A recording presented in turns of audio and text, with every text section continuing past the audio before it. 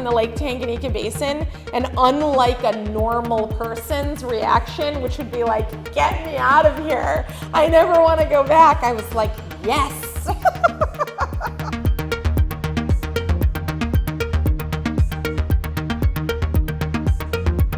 This is like the most important body of water in the world that no one knew anything about.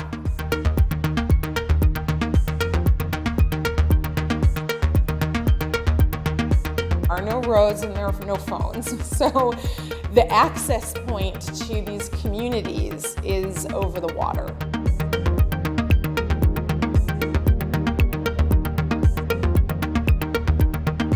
What we do is to play the role of the regional hospital by bringing the regional hospital actually to the region.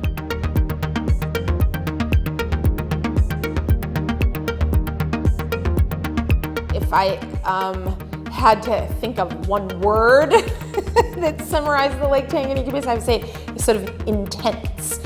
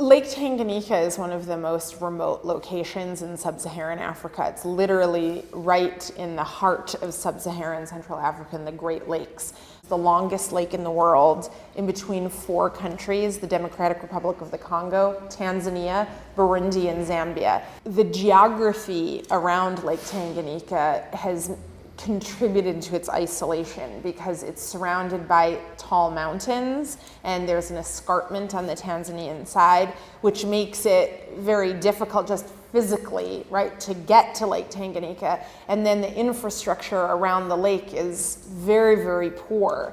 So from a road access perspective, there really isn't any. And also from a mobile phone coverage perspective, there isn't comprehensive mobile phone coverage either.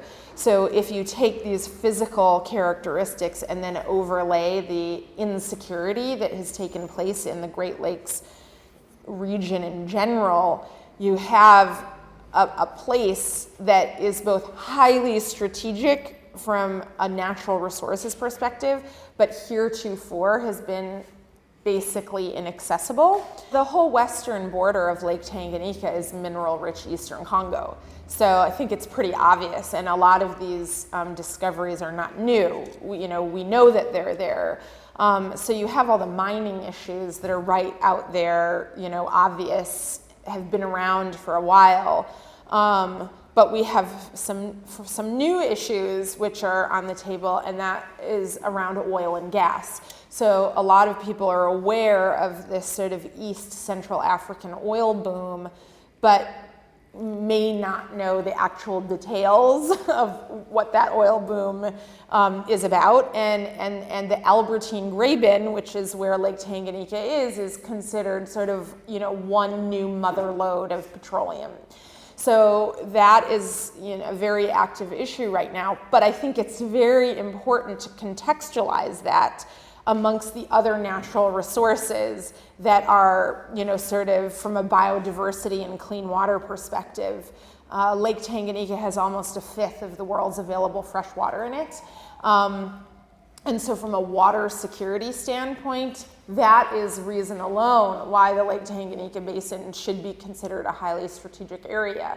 Then when you add on some of the issues of biodiversity and some of the forests, the issues of climate change that are getting much more attention, what's fascinating to me about the Lake Tanganyika Basin is that when people talk about things like the food, energy, water nexus, et cetera, you can't look at a better example than the Lake Tanganyika Basin that makes it manifestly clear how interconnected all of these issues really are, and that you cannot go in one direction only without thinking about all of these other components.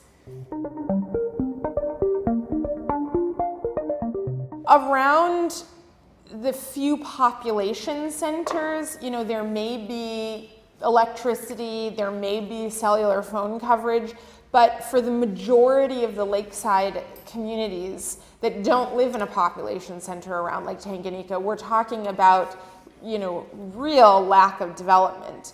People live in mud thatch huts, people are subsistence farmers or fishermen, the access to education is very, very limited, the access to healthcare is very, very, very limited, and so you see some of the worst human development indicators in this part of the world because the aid and development space has not reached this area either. The health issues that are present in the Lake Tanganyika Basin range from sort of the infectious diseases that everyone thinks about to other problems that, again, people may not think about. So infectious diseases. You have malaria, which in other parts of the world, the aid and development space has been very successful in decreasing rates of malaria and malaria mortality. That isn't the case in the Lake Tanganyika Basin, where it is one of the main contributors to under 5 mortality, for example. Measles, diarrheal diseases in infants and small children, cholera is very common around Lake Tanganyika. Parasitic diseases are very, very common. But then you have diseases that are surgical diseases, if you will, that people don't really think about. One of those is obstructed labor, and one reason why there's such a high maternal mortality rate is that women in the Lake Tanganyika Basin are disproportionately suffering from obstructed labor. And then you have things like burns. So burns are often, surgical problems in the sense that in order to debride and graft a burn, in order to save, say, function of an arm, right? Like, this is really essential. And burns are incredibly common because there's no electricity, right? So people are using open flames for cooking and for light. And so the number of accidents that children have with open flames is quite high. So when you think about the implication of what that might mean for a child if they become not only disfigured but lose function because of a severe burn, that person's life is basically over because they can't work. So you see the whole range of medical problems that are there that traditionally fall in sort of the community health, public health space, and then things that are really sort of more technically advanced and specific. And I've seen plenty of people who have cancer in the Lake Tanganyika Basin as well. So that's, I think, a really important point, that people look at the developing world and they say, oh, they have malaria and worms and stuff like that. But they also have all the other diseases too. Because if you live, right, if you live through your childhood and you're exposed to all the other things that humans are exposed to in life, you also have a risk of these other kinds of non-communicable, and surgical diseases. So it's not only about things like malaria, it's also about that, but it's about a whole other list of required services. In many sub-Saharan countries, the organization of ministries of health are relatively similar. You have dispensaries / health clinics that are the first point of entry into the health system that serve rural to ultra-rural populations. And then what happens is that if patients need more, they get referred to a district or general level hospital and thence on to a regional level hospital. And the regional level hospital is responsible for the larger unit where you're sort of ensuring supply chain of medications and medical goods to the periphery. You're ensuring appropriate training of healthcare workers. You are the referral partner for patients who need a higher level of care, et cetera. Well, in the Lake Tanganyika Basin, that system totally breaks down because the dispensaries and the health centers that dot Lake Tanganyika and on the plateaus around Lake Tanganyika cannot reach the general or regional level facilities. They're literally too far away. Our method really is to use the lake as the highway. There is no highway, there are no roads, and there are no phones. So the access point to these communities is over the water. So what we do is to play the role of the regional hospital by bringing the regional hospital actually to the region. And so we interact with the dispensaries and the health centers to help them carry out their mission of primary prevention and primary care, and are sort of working towards a position where we can be the referral partner for patients who need a higher level of care. And so what we do now is a mixture of sort of facilities improvements, whether that's something like solar lighting or putting in a communications system because there's no cell phone coverage. We've currently developed a very interesting electronic medical record that works on a very novel hardware system taking into account these severe bandwidth restrictions and that kind of thing. The hospital ship itself is intended to kind of be that organizing principle, if you will, in the basin, that if you establish an actual communications and supply chain between all of these areas. Supply chain means something broader than just, do you have the right medicines? Do you have the right IV tubing? Things like that. It also means, do you have the right training? Do you have the right, refresher going on? Are you doing professional education and advancement amongst, local healthcare workers?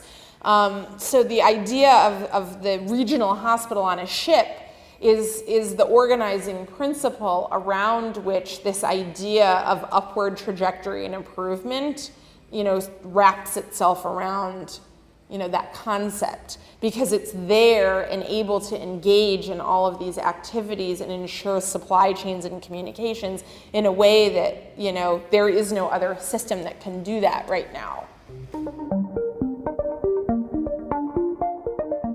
Obstructed labor is basically a medical way of saying the baby gets stuck on the way out. And why do babies get stuck on the way out? There are a number of factors that contribute to risk of obstructed labor. Some of them have to do with the age of the pregnant person. Is she a woman or is she a girl? Does she have a mature pelvis or does she have an immature pelvis? Is she physically small? Is she big? Has she had prenatal care?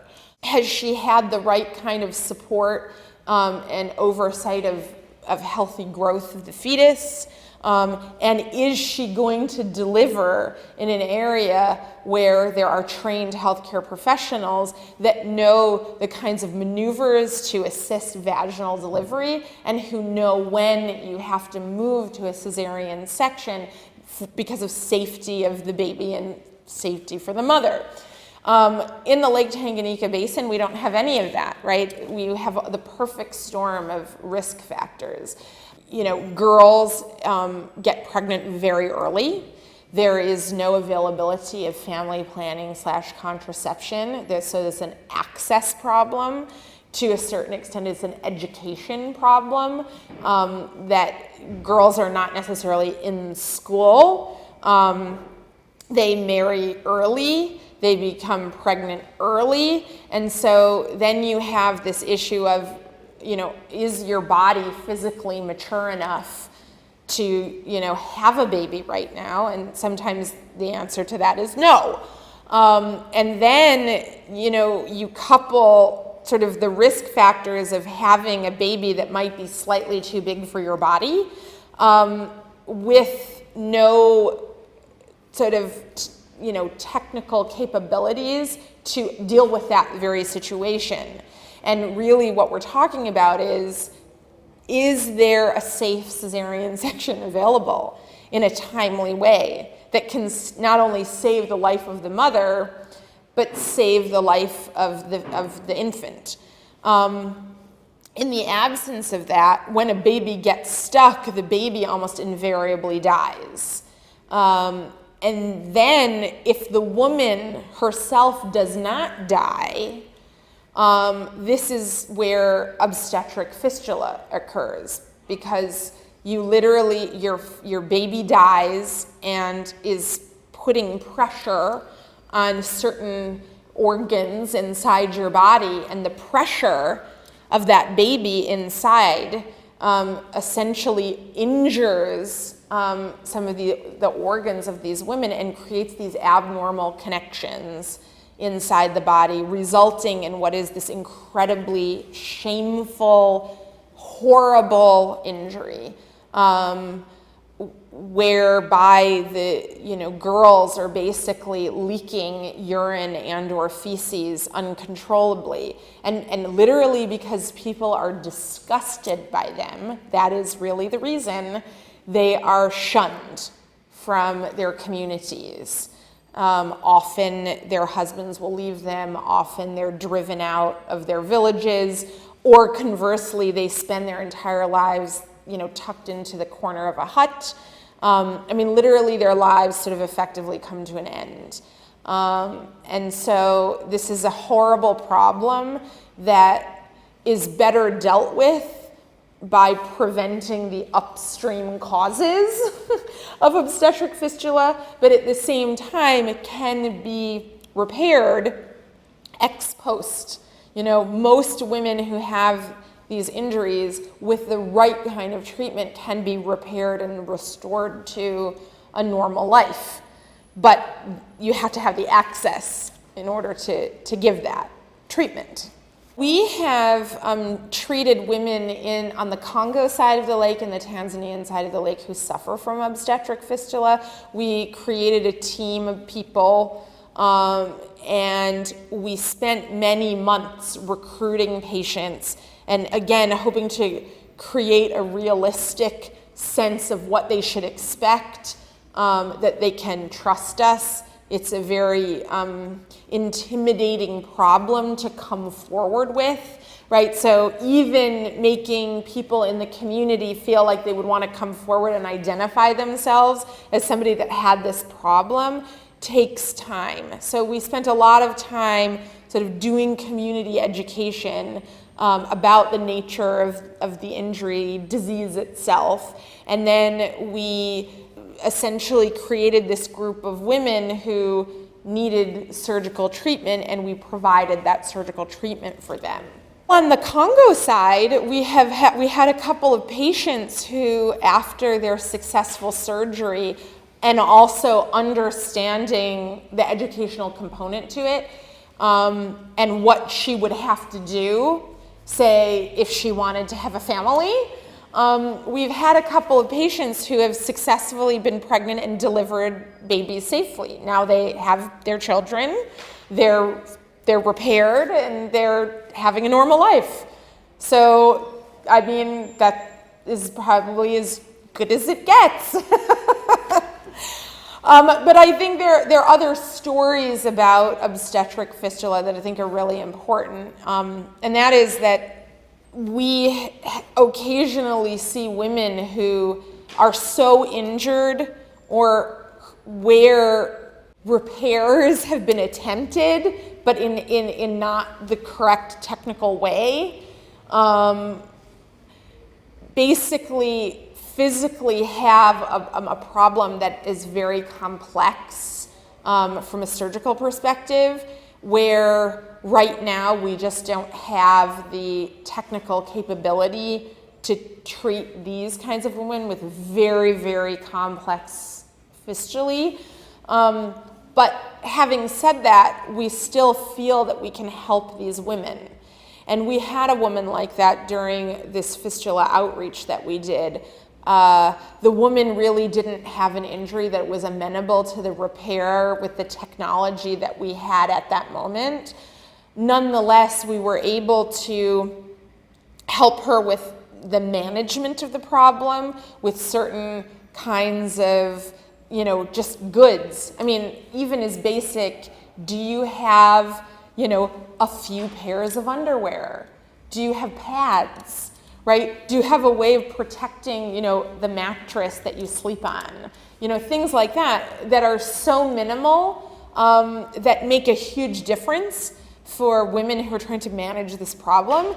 And I think that it was incredibly empowering for her to be around other women who had the problem and feel that she could contribute to helping take care of some of these women, that she was sort of learning basic nursing skills. She didn't feel like a pariah anymore. She felt like she had a community of women that weren't going to ostracize her anymore. And I think so, even though she wasn't repaired, she came out of that experience, I think, a much more, strong and resilient person, and sort of able to face, her issue in a way that was much more constructive than it had been before. So I think that those people are almost more important, because you can't fix everybody.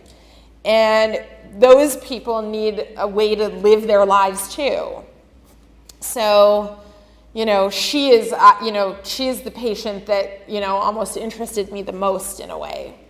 Could we do right by her? And if we could do right by her, then we knew that we were, on to the kind of right path. I think that the Lake Tanganyika Basin is a place that is, uniquely suited to being, to having its story be told in pictures, so to speak. And so for me, people understanding the vastness of this body of water, the mountains, what the facilities look like, what the barriers are, but also being able to meet real people who have stories and who are interesting and have things to say and can also tell their own stories. I don't want to talk for the people in the basin. I want to enable a platform for people to talk about their own experiences. And so film in that area is a very powerful medium. If I could say my fantasy cash figure is somebody out there is like, I understand the geopolitical significance of this place. I understand the humanitarian issues. I understand the environmental issues, et cetera, et cetera. I get what you're doing, not only from a health systems building perspective, but from building a platform for the right kind of development in the Lake Tanganyika Basin. Here's a $100 million endowment. Build the ship and run it, and do what you think is right? Instead of, running all around the world, essentially, asking people and organizations for money, right? That's what I would like. I would love that, and I would take any other version of that, down the line, right?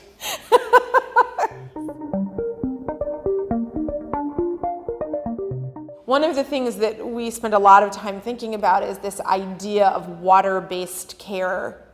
I think that the West has had a concept of what it means to create, infrastructure, and to do sort of, what does it mean to do capacity building and infrastructure in certain parts of the world. Well, in a kind of Western-centric concept of the thing, that means that you build bricks and mortar on a piece of ground and you build a bunch of roads, right, that connect it to stuff. Well, it's not only the Lake Tanganyika Basin where the waterway is a much more natural supply chain. There, if you conservatively estimate the number of people who live in coastal communities, we're talking about hundreds of millions of people who, from a supply chain and access perspective, probably would be better reached with some kind of water-based system. And it doesn't necessarily mean that the water-based system has to look like the water-based system we're designing, but it could. And I think it's this idea, and especially with climate change and these issues about coastal communities and resiliency against these sort of changing patterns, the idea that you can create a more robust system that actually reaches people and delivers the services that they need, I think is a very intriguing idea. And that I think we need to open our minds to this idea that access and supply chain issues require a certain amount of out-of-the-box thinking, and that in a changing world as well, this idea, this static idea that we've had for a long time, may be, not only inappropriate for water-based communities, but becoming less and less, the general go-to paradigm anyway. So that is sort of, I think that there are a lot of lessons learned in terms of, supply chain and access and working in transboundary regions. And that kind of thing, how you create regional cooperation. People talk all the time about, regional economic blocks and all that sort of stuff. But really, what does it mean to actually coordinate, activities in a functional way? So for us, we've learned some really interesting things about what it means to traverse basically four, boundaries. And create environments where there's dialogue between, all of the regional counterparts. Specifically with respect to the Democratic Republic of the Congo, there really is one narrative and one narrative alone that, stands out, which is this is a failed state, totally dysfunctional basket case. You can't do anything there. It's, the only thing that people ever do is, rape and kill each other, et cetera. And I don't, look, the bad things that have happened in Congo are terrible and bad, but that's not the only thing that's going on there. And, I think that what people who come with me into the basin are always very surprised to discover is that, especially on the Congo side of the lake, okay? Not in spite of the Congo side of the lake, but literally especially on the Congo side of the lake. Even in places where the facilities are crumbling around them, you can find such dedicated professionalism amongst healthcare workers, for example. So here's this nurse in the bush, right, with this crumbling facility, with no communication, no running water, right, no electricity, who is like trying to, hold back a tsunami like this of problems, who is so professional and dedicated and sophisticated in a certain way. And these are words that people never use about the Congo. And yet I see these kinds of people all the time.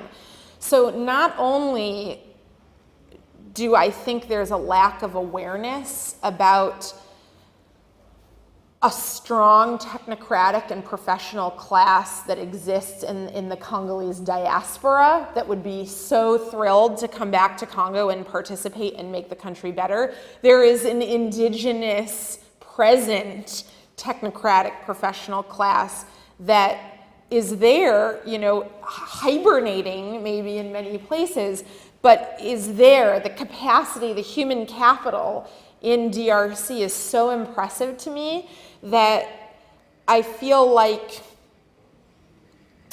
it becomes crazy then in my mind that we can characterize this massive country, right? The largest country in sub-Saharan Africa with 9, borders, right? And 70 million people, that we're just gonna write it off and be like, oh, basket case, right? That's clearly not the whole story. And until we start telling the other side of the story, sorry, where is the hope?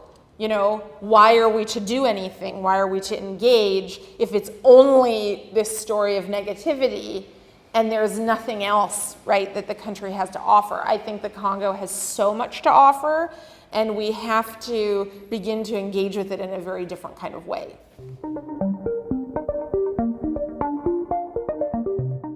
I grew up in Chicago, and I was interested in many things from the time I was a teenager. I was interested in sub-Saharan politics for a long time. I was very interested in the Great Lakes region from the time that I was young. So my being interested in these issues is not new in my life. I ended up going to medical school and business school at the University of Chicago. I did that as a single mother. I had my son when I was at university. I did a surgical residency, and at a certain point during my residency, there were a number of factors that all sort of coalesced at the same time, which essentially led me to do this professional 180-degree turn away from academic surgery to the Lake Tanganyika Basin and working on this sort of health systems building, sort of smart development in the Lake Tanganyika Basin project. So when I was a teenager, I read about the Victorian explorers trekking from Zanzibar to Lake Tanganyika, and I was very interested in the history of the Congo. So Lake Tanganyika really is the meeting point of all of these different regions of Africa. It really is the heart of sub-Saharan Africa. And you have the East African influences, the West African influences, and the Southern African influences that all sort of come together in this way station, right, which is the longest lake in the world. So when I was 15, right, it seemed like, wow, what a adventure. What an interesting place. I want to go there and have an adventure, right? Then later on in my life, before I went to medical school, for example, I taught introductory biology for a little while. And then I rediscovered the Lake Tanganyika Basin from a biodiversity, sort of microevolution, a biology perspective. And so then when I had an opportunity to go there, I had a very dear Tanzanian friend, and he was like, let's go on vacation in Tanzania. I said, okay, but I want to go to Lake Tanganyika. And he said to me, girl, I'm not going there. That's the middle of nowhere. So I said, okay, I'm going to go to Lake Tanganyika anyway. And when I went there, basically we were on a boat and like a typhoon happened. The airstrip where I was supposed to be picked up was washed away. So I was stuck in the Lake Tanganyika Basin, and unlike a normal person's reaction, which would be like, get me out of here, I never want to go back, I was like, yes. Because that experience, I really was able to see the significant populations that live around Lake Tanganyika, understand the real transportation and communication barriers that existed in the place. I felt like I was standing on the Tanzanian side, looking across at the Congo side and sort of saying, oh, this is where a lot of the issues really have played themselves out, right? This is a very interesting access point into, this kind of complex, geopolitical / humanitarian emergency. that's going on here. And also, by the way, look at, this strategic, massive body of fresh water. And how is it that no one is really talking about this place? How come no one talks about Lake Tanganyika? That's odd to me. So I had, so from that experience, it sort of, became clear that, at least the way I felt about it was this is like the most important body of water in the world that no one knew anything about. And so I thought, what should I do about that? Life was full of surprises anyway, right? And there are various twists and turns that people, experience in their lives. And it just so happened that, the compass pointed at Lake Tanganyika for me. So I heeded it.